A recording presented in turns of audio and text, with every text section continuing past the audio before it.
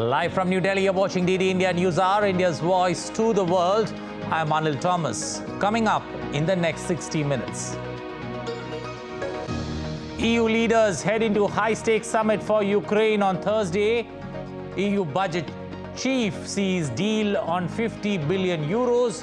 Hungary blocks both the start of EU membership talks and aid.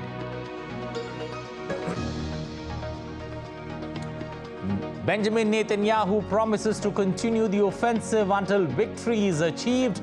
Despite international pressures, US, Britain impose more sanction on Hamas officials.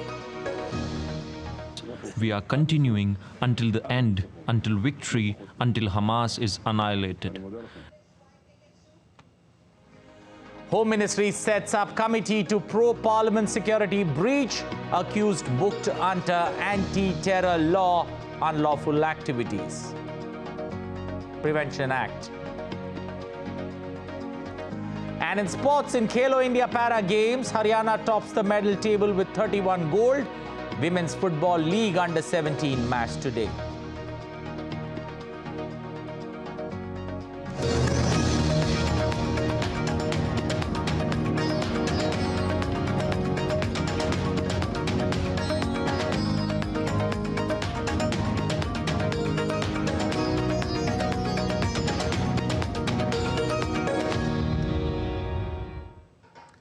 While European Union heads of state are set to meet in Brussels for a showdown summit on the bloc's future support for Ukraine, Hungary has threatened to veto new and money block the start of membership talks with Kyiv, leading to frantic negotiations among European Union members. Alex Kadia has more from Brussels.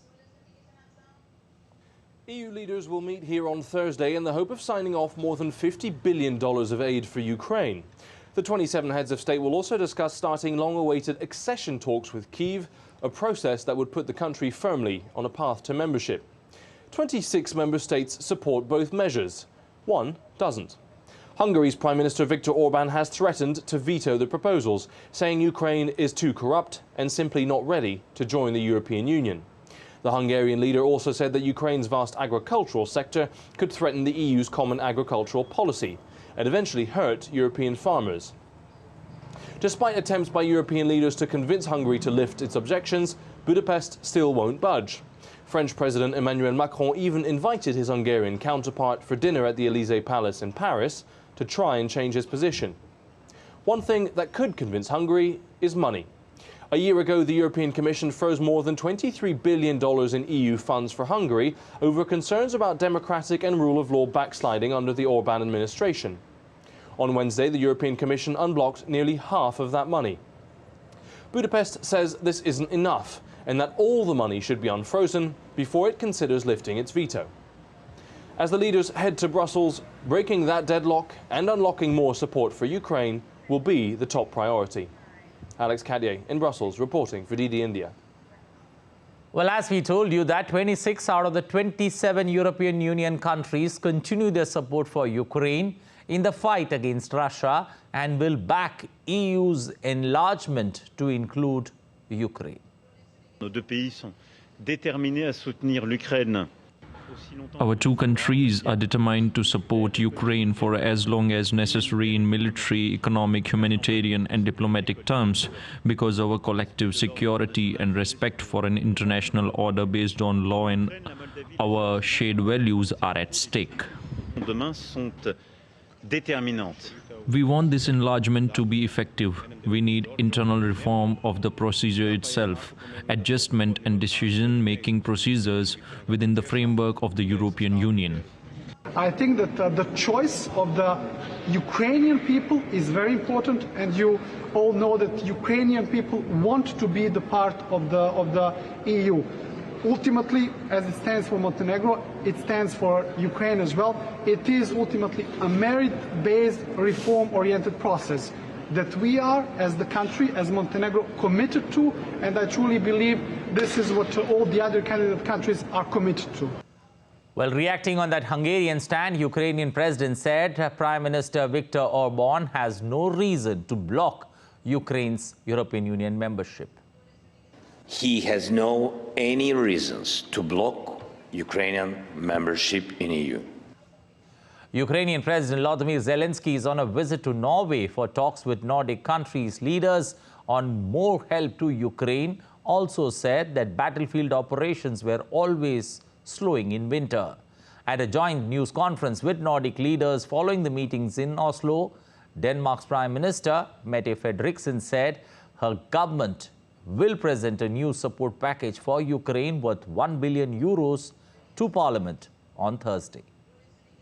My government will present a new military donation package to the Danish Parliament. The package will be of almost €1 billion. If approved, it will include some of the things that Ukraine needs right now, like ammunition, tanks, drones and other equipment important for the ongoing fight.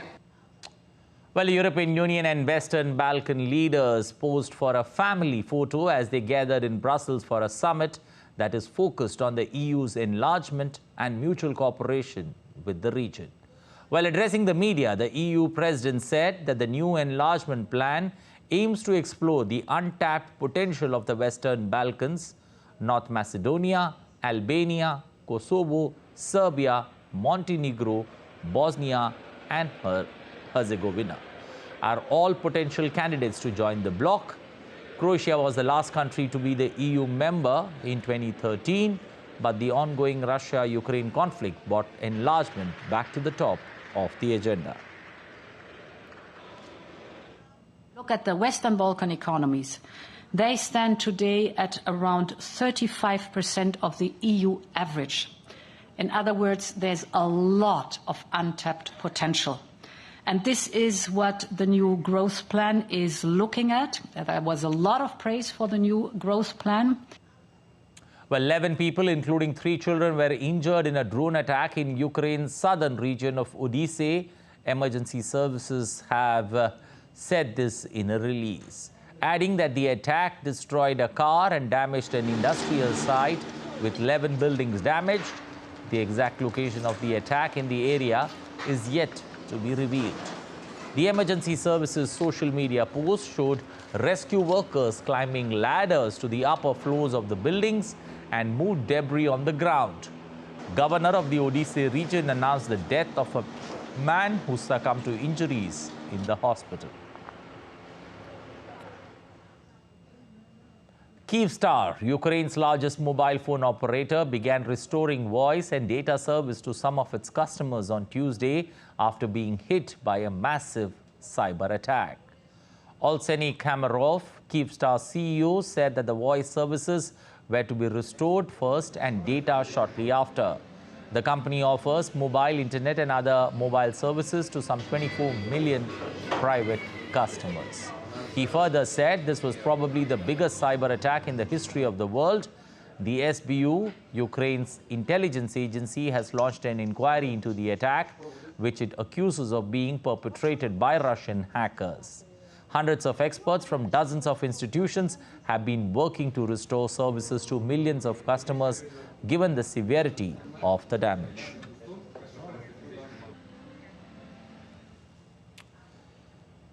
Shifting focus to the Israel-Hamas armed conflict now, U.S. National Security Advisor Jack Sullivan is beginning a 2-day visit to Israel as the U.S. steps up pressure on the country over its assault on Gaza. President Joe Biden's top security official will hold talks with Prime Minister Benjamin Netanyahu over how to protect civilian casualties as well as hostage and humanitarian aid. It comes after President Biden said Israel was starting to lose international support over what he described as indiscriminate bombing in Gaza. DD India's Kate Fisher sends this report from Washington. The White House is having to tread a really fine line here. They're trying to square those comments that President Biden made about this indiscriminate bombing. That's what he described it as well as saying that they do believe that Israel is trying to limit civilian casualties. But certainly Joe Biden's comments represent a real shift in tone from this steadfast support of Israel to something a little bit more nebulous. And it's amid these first notes of discord that Jake Sullivan, the National Security Advisor, is heading to Israel for these meetings with Prime Minister Benjamin Netanyahu, with President Isaac Herzog and the Israeli War Cabinet. And his message, the White House says, will be one of trying to work out the next phase of this military campaign and ensuring that it is more surgical and precise to reduce harm to civilians. So that really is the message from the US to Israel as Jake Sullivan heads there for these very important meetings. Kate Fisher in Washington reporting for DD India. As Israel's counteroffensive continues in Gaza Strip, PM Benjamin Netanyahu declared on Wednesday that his country would continue its war against Hamas in Gaza with or without international support. Moreover, the Israeli Prime Minister in a radio message also reiterated that nothing could stop his country from continuing the counteroffensive until it achieves victory against the militant group. I want you to pass this along to the last of the soldiers. We are continuing until the end, until victory, until Hamas is annihilated. Let there be no doubt about this. This is important. It is a message I want to convey to each and every soldier over there. Nothing will stop us. We will go to the end, to the victory, no less than that. Meanwhile, US and UK have stepped in with additional round of sanctions on more than a dozen Hamas fundraising officials. Both the countries, who initially showed strong support for Israel's counteroffensive against Hamas, on Wednesday imposed an additional round of sanctions on people in Turkey and elsewhere who have been linked to the militant group. The sanctions target 8 officials who advance Hamas' agenda and interests abroad and help manage its finances. Israel, meanwhile, announced its worst combat losses on Wednesday as the troops were ambushed trying to rescue another group of soldiers who had attacked Hamas fighters. The country reported the death of 10 soldiers in the past 24 hours, including a full colonel commanding a forward base and a lieutenant colonel commanding a regiment. According to the military officials, a total of 114 soldiers have been killed since the beginning of Gaza ground operations.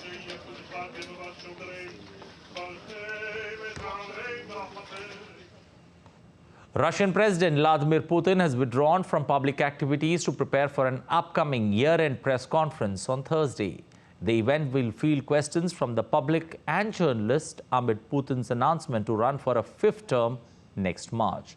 Let's take a look at DD India's Dasha Chernyshova's report from Moscow. As Russian President Vladimir Putin is preparing for the end-of-year press conference, Russians have sent over 1.5 million questions. The event that merges previously 2 separate events, President's press conference and televised call-in show, is expected to be a marathon of at least 3 hours. The Kremlin says Putin is choosing the questions himself and insists that foreign and Russian media will work at the event. Kremlin spokesman Dmitry Peskov said Putin will recap the year's results. The president is also expected to address some of the most pressing issues that include the special military operation in Ukraine, growing prices, devaluing national currency, problems related to housing and communal services, social support, healthcare and education. Russian lawmakers expect that the president will talk in detail about the tasks and trends that will define the country's further development and outline his vision for the future. In 2022, an almost annual press conference and call-in show were both cancelled. Dasha Chernysshova reporting in Moscow for DD India. Still to come on DD India News Hour. In spite of Democrats emphasizing that they are yet to find any evidence of wrongdoing, the US House of Representatives voted to open an impeachment investigation into President Joe Biden. Azerbaijan and Armenia trade prisoners of war at their borders in an attempt to normalize their relations. New York is all decked up for the festive fervor as New York stores display elaborate window decorations focusing on craftsmanship and surprise visitors.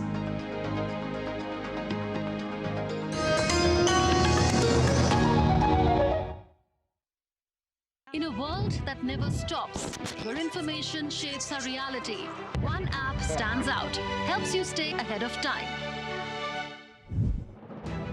Introducing the DD India app, your gateway to a world of news right at your fingertips.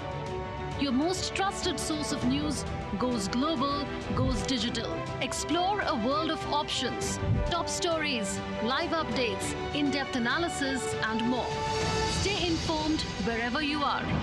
Real-time alerts keep you ahead of the curve always. The DD India app, connecting you to the world one story at a time. Download now and explore the world of knowledge, insights, and authentic information.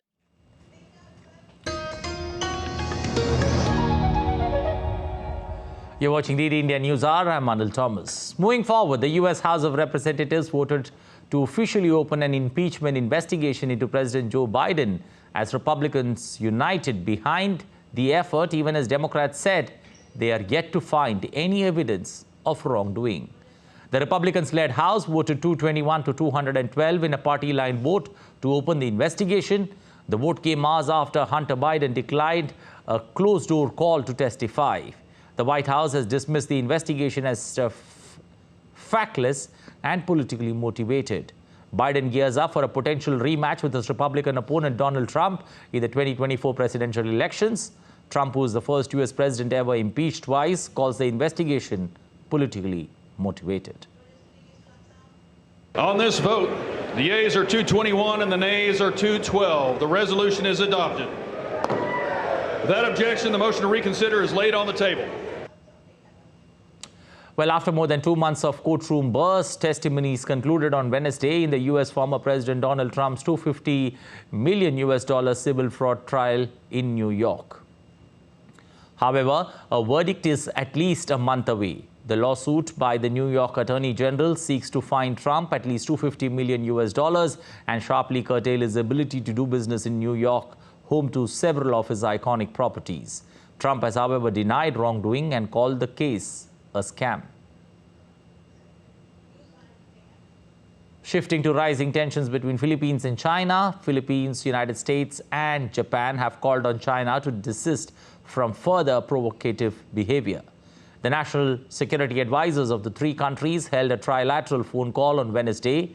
The three NSAs reaffirmed their decision to conduct close trilateral coordination over the coming months to advance their shared interests in a free and open Indo-Pacific.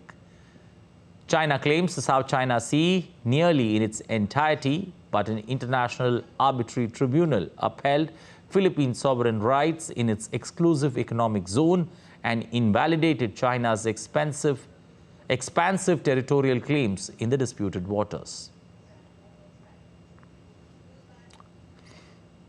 Well, for more on the story, we've got Patrick Falk, DD India correspondent, joining us from Singapore.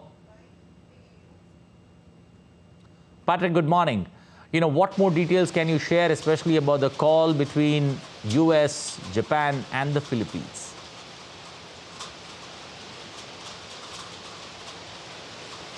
Well, I think you summed up the gist of the conversation, which, according to a readout from the White House, was to desist, calling on Beijing to desist from its provocative behavior. The three sides also agreed to strengthen trilateral cooperation, and they reaffirmed their commitment to freedom of navigation in the South China and East China Seas. Notably, they also called on Beijing to honor the 2016 ruling by The Hague, which basically invalidated Beijing's sweeping claims over nearly all of the South China Sea. Now, the call, if you like, is a statement of solidarity, really, between these countries, because what we heard is not anything that we haven't heard before, but it sends a message to Beijing, and particularly importantly for the Philippines, which is dwarfed by China militarily, that these guys are supporting one another, and it's calling on Beijing essentially to back off. Well, can you tell us more about, what guardrails are in place to prevent this from spiraling into a conflict?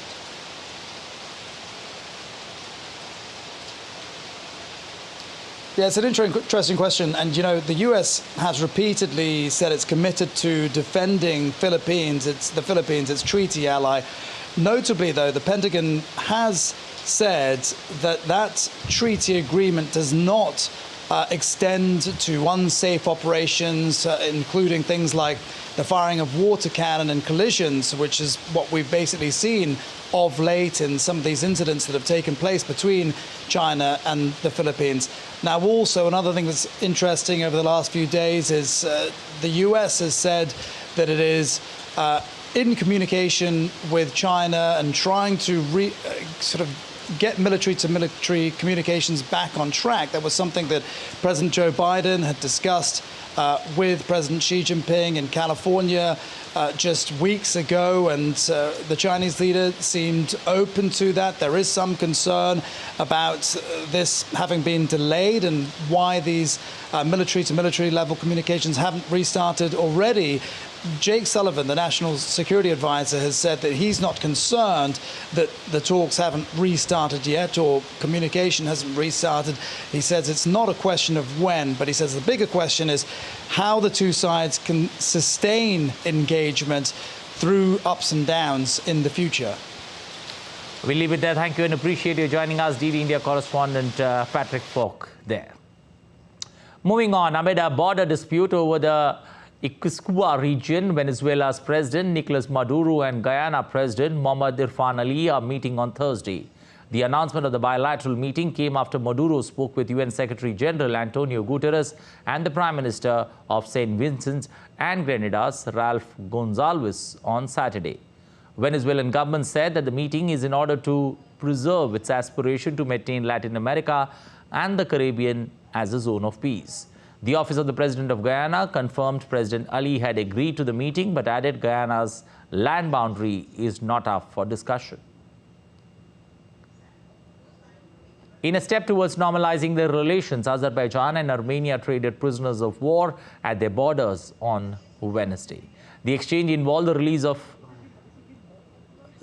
32 Armenians by Azerbaijan. In return, Armenia handed over 2 Azerbaijani soldiers held since April 2023.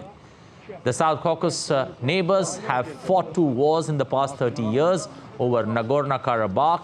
Armenia and Azerbaijan were both part of the Soviet Union, which collapsed in 1991. With Taiwan's 2024 presidential election approaching, young and old voters are grappling with choosing partners that vary in their stance towards China as the prospect of forced unification looms. Some elderly veterans have anti-communist tattoos on their skins reflecting past conflicts with China, while the defeated Republic of China government fled to Taiwan more than 7 decades ago. No peace treaty to end the war was ever signed with the People's Republic of China. Over the past 4 years, China has ramped up its military pressure against the island nation. Those tensions are dominating campaign in the run-up to Taiwan's Jan 13 presidential and parliamentary elections. 3 Japanese government ministers tendered their resignations over a major corruption scandal in the ruling party. The scandal surrounding allegations of kickbacks of around $3.4 million within the Liberal Democratic Party, which has governed the world's #3 economy almost uninterrupted for decades. Those resigning were Economy and Industry Minister Yasutoshi Nishimura, Internal Affairs Minister Junji Suzuki, and Agriculture Minister Ichiro Miyashita. After 2 weeks of hard-fought negotiations, the COP28 climate summit approved a deal that would, for the first time, push nations to transition away from fossil fuels to avoid the worst effects of climate change on Wednesday. COP28 President described the climate deal as a historic package of measures, while UN Secretary General Antonio Guterres said that the phase-out of fossil fuels was needed to solve the issue of climate change. Reading the statement, United Nations spokesperson Stephanie Durag said it is essential to come together for climate solutions. The world cannot afford delays, indecision, or half measures.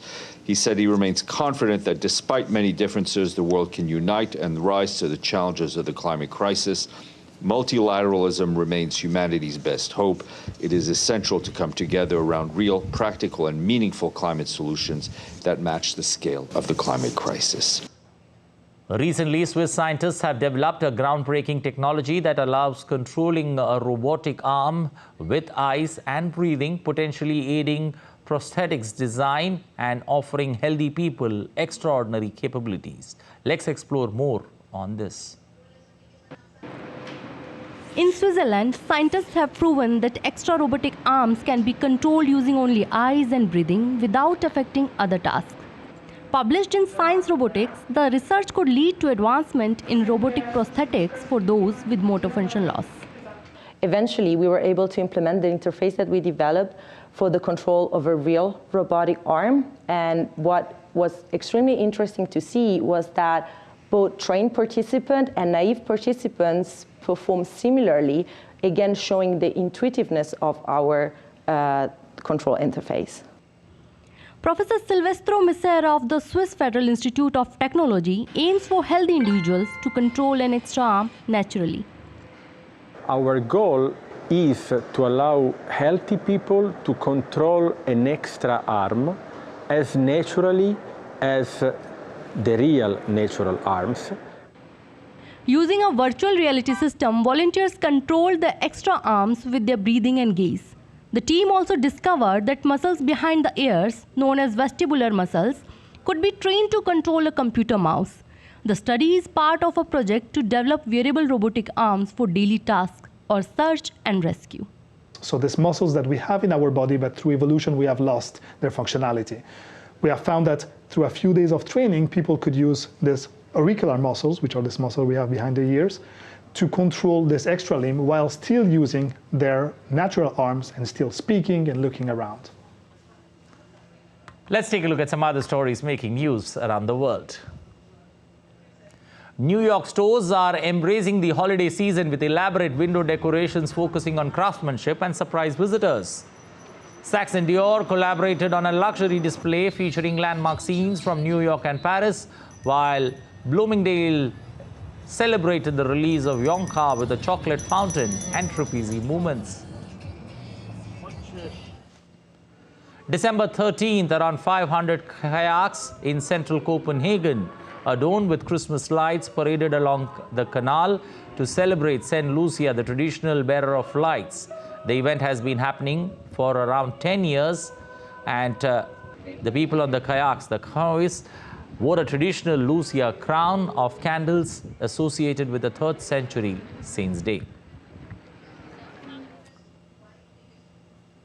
The Smithsonian National Gallery in Washington, D.C. has unveiled a portrait of Oprah Winfrey, painted by Chicago-based artist Sean Michael Warren. Winfrey, known for a talk show, The Oprah Winfrey Show, gained fame in 1986. Warren expressed gratitude for the opportunity to contribute to Winfrey's likeness to portraits. The Royal Mint has launched a series of collectible 50-cent coins featuring iconic dinosaurs, which include the Triceratops, the Stegosaurus, and the Diplodocus. The coins, designed by paleo artist Robert Nicholas and Professor Paul Barrett of the Natural History Museum, offer accurate reconstructions of dinosaurs and their habitats. The Tales of the Earth series available for purchase from the Royal Mint's website.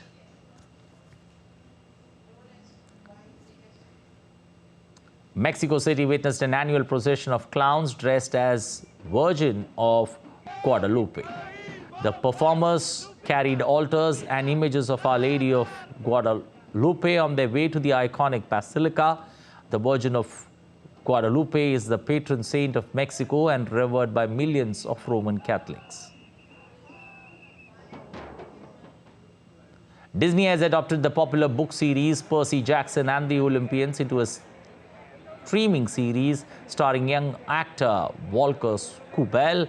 The 8-episode show will launch on Disney Plus on December 20th. The series follows 12-year-old Percy Jackson as he tries to return Zeus' master bolt and prevent a war. Still to come on DD India News Hour. India and the European Free Trade Association member countries make progress on an agreement on free trade. Two sides say never been closer to a pact. India at the United Nations stresses it's important for Global South to partake in shaping global decisions. And witness beautiful migratory bird football in the northeastern Indian state of Assam due to the onset of winter season.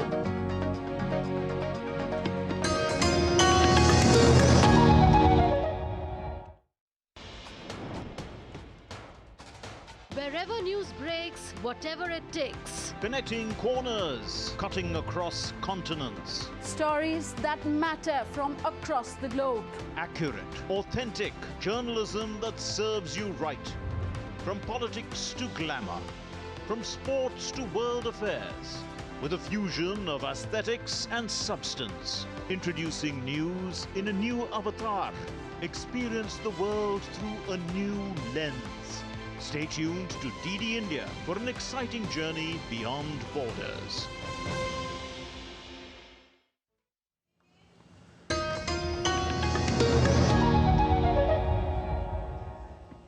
You're watching DD India News Hour. I'm Anil Thomas. A quick recap of the headlines. EU leaders head into the high-stakes summit for Ukraine on Thursday. EU budget chiefs seize deal on 50 billion euros. Hungary blocks both the start of EU membership talks and aid.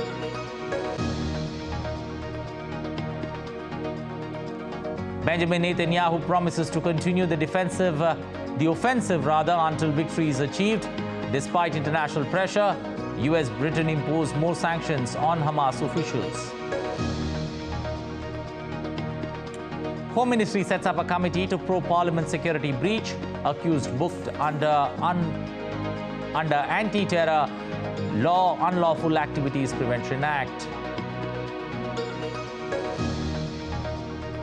And in sports, in Khelo India Para Games, Haryana tops the medal table with 31 gold.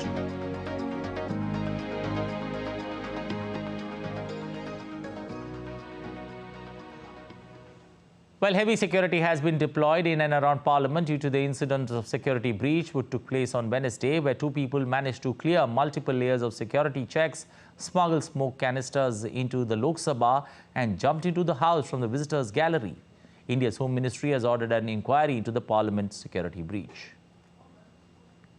A committee has been set up under the Director General of the Central Reserve Police Forces with members from other security agencies and experts. The committee will investigate the reasons for the breach of security, identify lapses and recommend further action. All the accused have been booked under the Anti-Terror Law, that's Unlawful Activities Prevention Act. Speaker of India's lower house also convened an all-party meeting on the security breach. A quick look at what's all lined up on this particular day in the winter session of Parliament. That's day 9 of the winter session. Lok Sabha, that's the lower house of Parliament, will continue to discuss the Post Office Bill 2023, following which Home Minister Amit Shah will introduce revised 3 bills to amend India's criminal laws for consideration and passing. Discussions on all the 3 bills will take place simultaneously. The bills will be reintroduced after making certain changes recommended by the Parliamentary Standing Committee.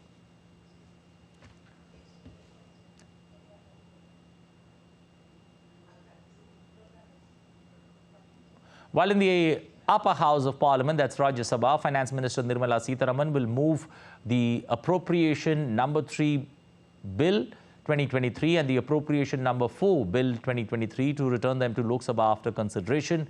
After this, Home Minister Amit Shah will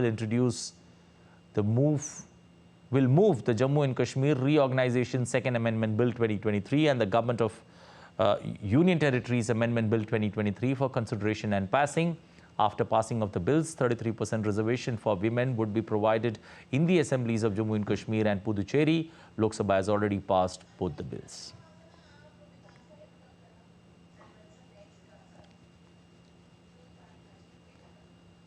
And for more on that story, tracking Parliament for us, Vikas Sarthi joining us this morning on News Hour. Vikas, good morning. Let me begin first by asking, I've given a detailed look at what's the business for the day, but looking at what happened yesterday, how has things changed from the Wednesday to the Thursday that we set foot in?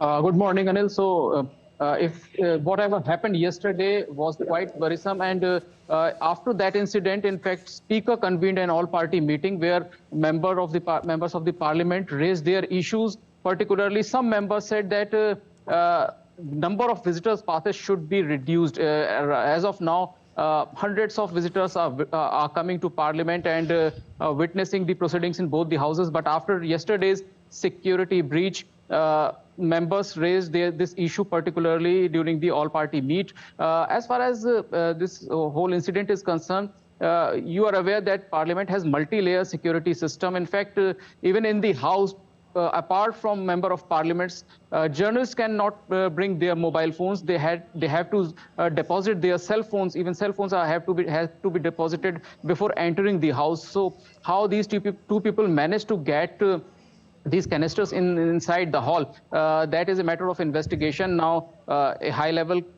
probe is already going on, and as far as these accused are concerned, they are being apprehended by the Delhi police, and they are being questioned by the Delhi police.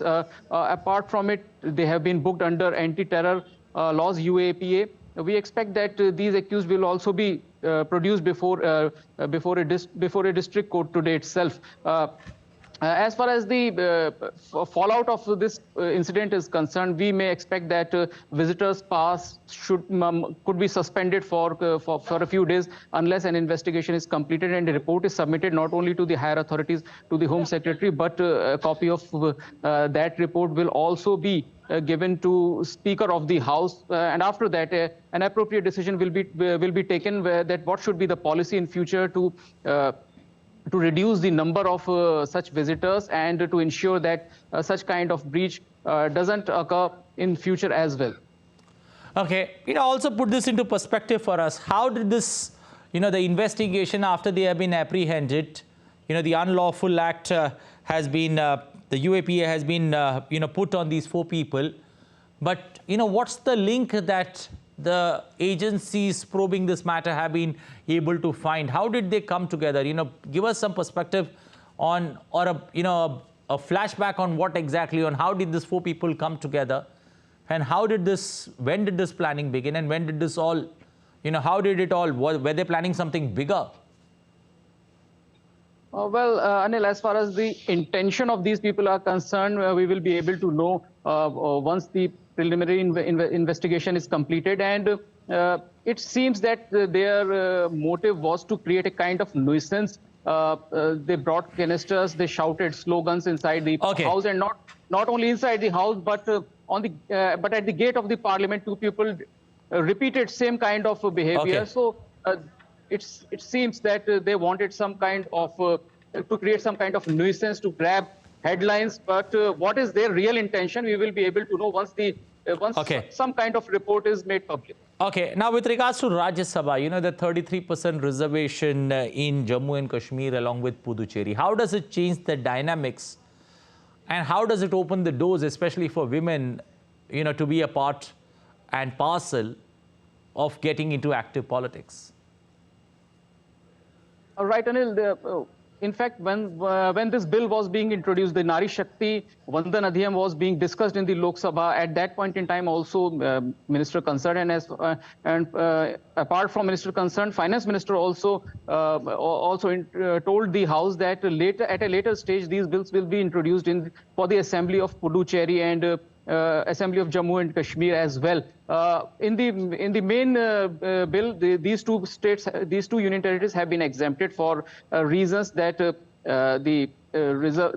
providing the reservation to scheduled tribe community and Kashmiri migrants and other people who have been unrepresented for very long time was under consideration by the government. So for the Jammu and Kashmir and Puducherry, these bills were decided to be taken up at a later stage. Now these bills have already been passed by one of the houses. Once it is discussed and passed by the Rajya Sabha as well, then it will ensure that particularly in Jammu and Kashmir, women representation have been very low. So it will ensure that at least 1/3 of MLAs must be elected from women.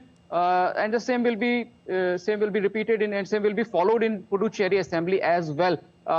There will be a brief discussion since the House have some other work also. And as far as the Lok Sabha is concerned, 3 important bills are being tabled, and they will be discussed for almost more than 15 hours. And we expect that in next week, somewhere around, Home Minister will reply to the whole debate on Bharatiya Nyaya Sanhita and 2 related bills. That is expected next week.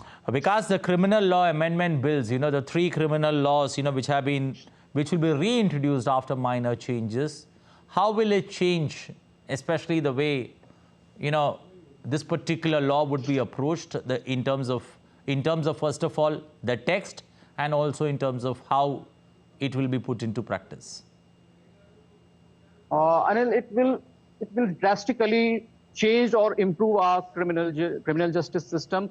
When Home Minister was introducing these bills, he informed the House that the intention of the government is to ensure that justice should be done. The previous bills, as it appears from their name also, that Indian Penal Code, he said that we don't want to punish anyone, we want to ensure that justice be done to the victim as well. So several new concepts have been introduced for victim compensation as well. And apart from it, it was also informed by the Home Minister that in the old law or in the old act, the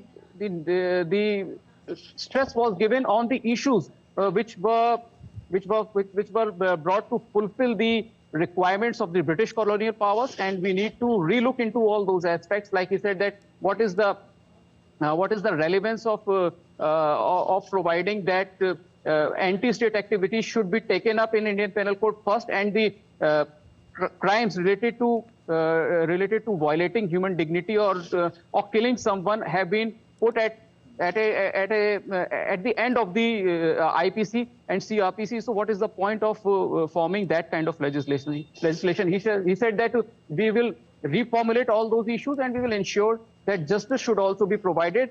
The intention is not only to punish the offender or the criminal, but also to ensure that victims should also get some kind of justice. Okay. My producers told me no further questions. Thank you. Appreciate you joining us, Vikas Sarthi from Parliament. Moving on forward, the UN Global Refugee Forum is underway in Geneva. The largest international conference on refugee issues seeks to focus the international discussions on solutions rather than crisis. Being held from the 13th to the 15th of this month, it aims to focus on a range of issues on finding solutions to the plight of refugees and to support the objective of the Global Compact of Refugees. During the forum, 32 UN organizations and 49 UN country teams will sign up to a UN Common Pledge 2.0, committing to support refugee hosting countries with the inclusion of refugees in national plans, budgets, and service delivery systems.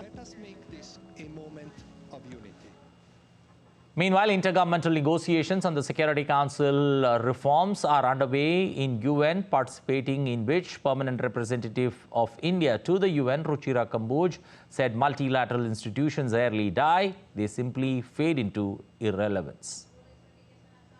Conversations on convergence and divergence alone can only lead us so far.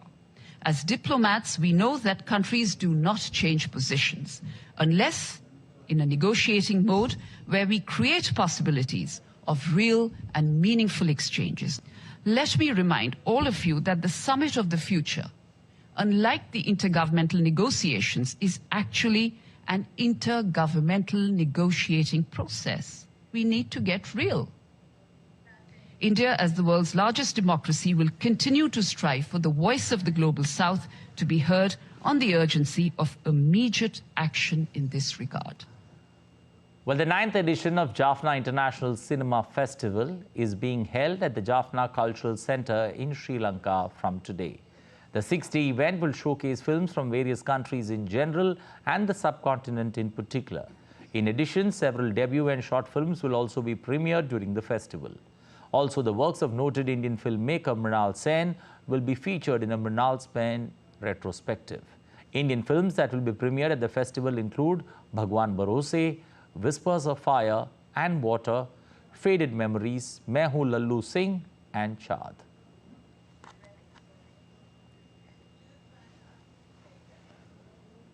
Let's take a look at other stories making news across India. Indian state of Bihar, over 1,500 Buddhist monks, nuns and devotees from 15 countries march for peace.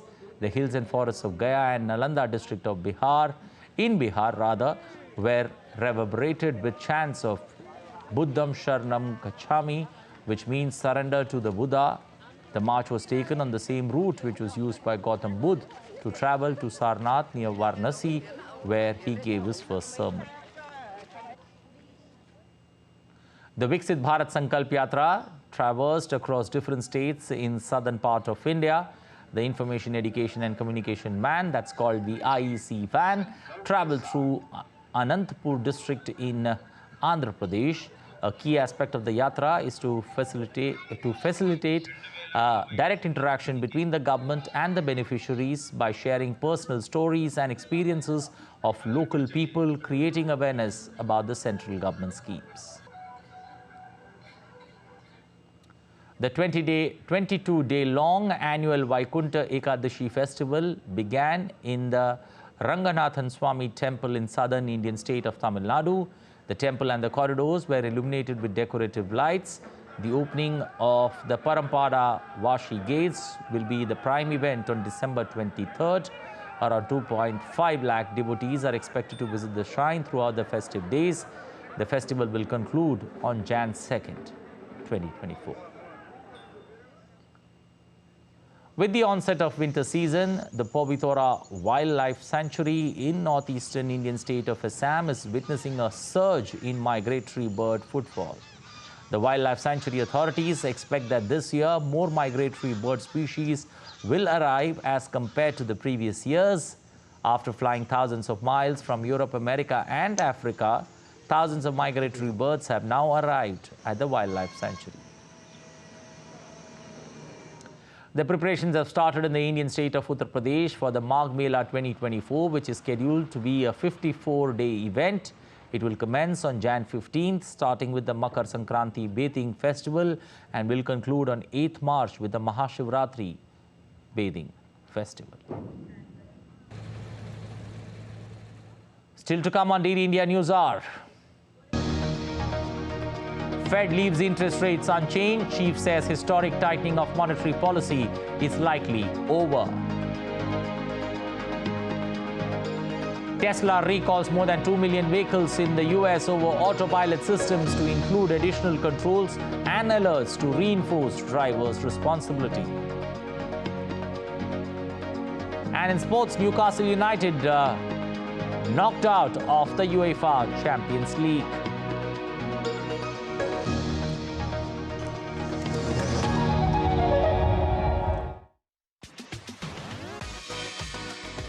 India that invents.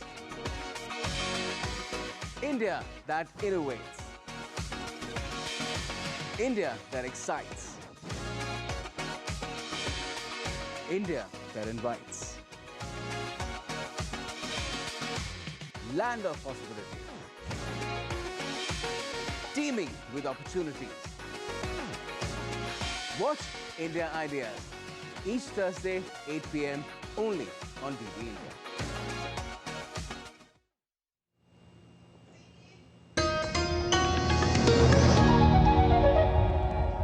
You're watching DD India News Hour. I'm Arnold Thomas. Heading now to business stories. Indian economy records a major boost as gross domestic products, that's GDP, surprised positively by growing a robust 7.6% after the 7.8% locked in the first quarter. India's Purchasing Managers Index for manufacturing rose to 56 in November, up from 55.5 in October. And according to a private survey records, India's manufacturing activities increased in November from an 8-month low recorded the preceding month on robust demand. Moreover, the input cost inflation also slipped to a 40-month low. The latest survey result comes a day after the data showed that the Indian economy grew at an impressive rate of 7.6 in the second quarter. India's Commerce Minister Piyush Goyal held a meeting with the European Free Trade Association delegation led by the Swiss State Secretary for Economic Affairs Helena Budliger and Norwegian President of Trade and Industry Jan Christian Vestre here in New Delhi on Wednesday. The minister discussed the progress of free trade agreement negotiations with EFTA nations and explored avenues to further strengthen partnerships across key sectors. Earlier, Piyush Goyal concluded a highly successful meeting with the delegation from EFTA in July. The primary objectives of these negotiations are to establish a fair, mutually beneficial and comprehensive trade deal between India and EFTA. Federal Reserve on Wednesday signaled that the interest rate hiking policy of the last 2 years is at an end. Fed Chief Jerome Powell in his news conference said that the bank sees lower borrowing costs in 2024.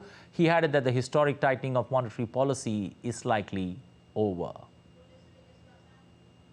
One of the things we're moving carefully about is that decision over that assessment, really, over whether we've done enough, really. You see that people are not writing down rate hikes. That's us thinking that we have done enough, but not feeling that really strongly, confidently, and not wanting to take the possibility of a rate hike off the table. Nonetheless, it's not the base case anymore, obviously, as it was, 60, 90 days ago.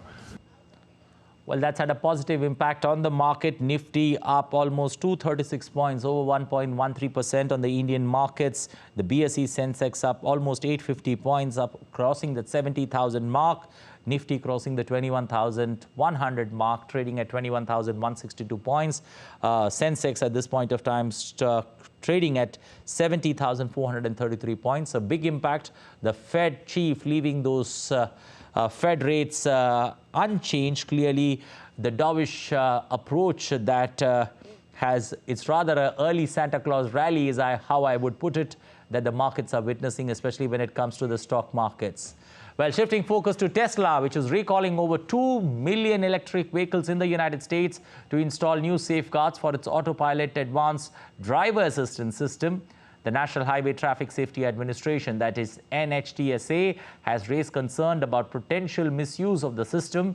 Tesla acknowledged that current controls may not be sufficient to prevent misuse, but disagrees with the regulator's analysis.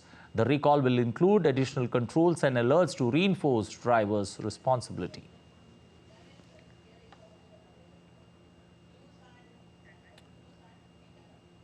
Pfizer announced on Wednesday that it expects 2024 sales to be $5 billion or lower than previous forecasts, largely due to a decrease in COVID vaccine and treatment demand, sending its shares plunge 7% in early trading. Revenues from Pfizer's vaccines and treatment for COVID-19, which reached a peak of $57 billion in 2021, is expected to fall to $8 billion in 2024. The lower projections come a day after Pfizer announced a $500 million cost-cutting target and a reorganization of its cancer division, which includes the purchase of Seagen. Pfizer's shares, which have fallen more than 44% this year, dropped 7% in early trading and are on track to erase more than $10 billion from its market capitalization if losses continue. The company has been grappling with a sharp decline in sales of COVID-19. Well, staggering numbers there, $57 billion is what they have earned in 2021. Well, the Argentinian annual inflation rate is approaching 150% and the poverty rate is at 40% and growing. The rising prices pose a significant challenge to the new president's immediate shock therapy plan.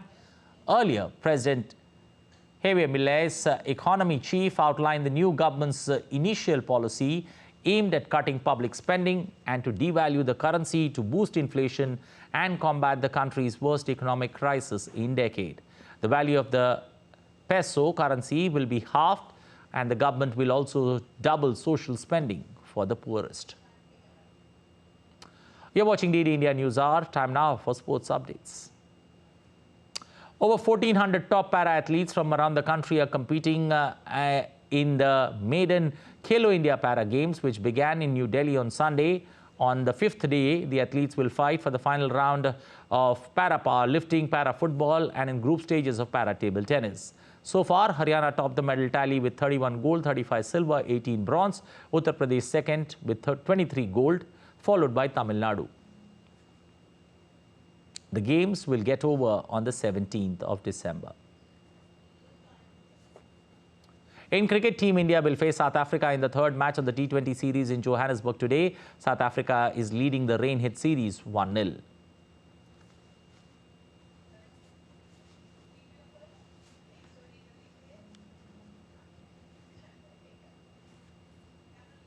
In soccer, Newcastle United's Champions League campaign ended in a heartbreak as AC Milan came from behind to win and send them out of the European Championship.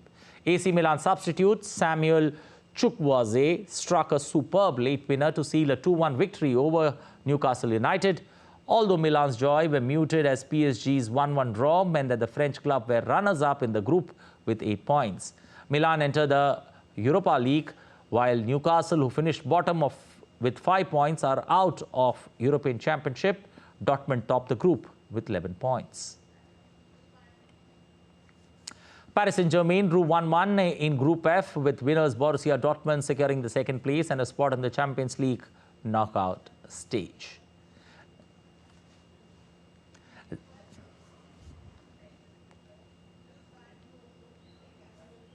Well, that's all we have time for in this edition of DD India News Hour, but let us know your thoughts on the news of the day. You can connect with us on Facebook, X, Instagram. Also visit our website ddindia.co.in. We're going to be back with more news as it breaks here on DD India. I'm Anil Thomas from all of us here in Delhi. Thanks for watching DD India News Hour.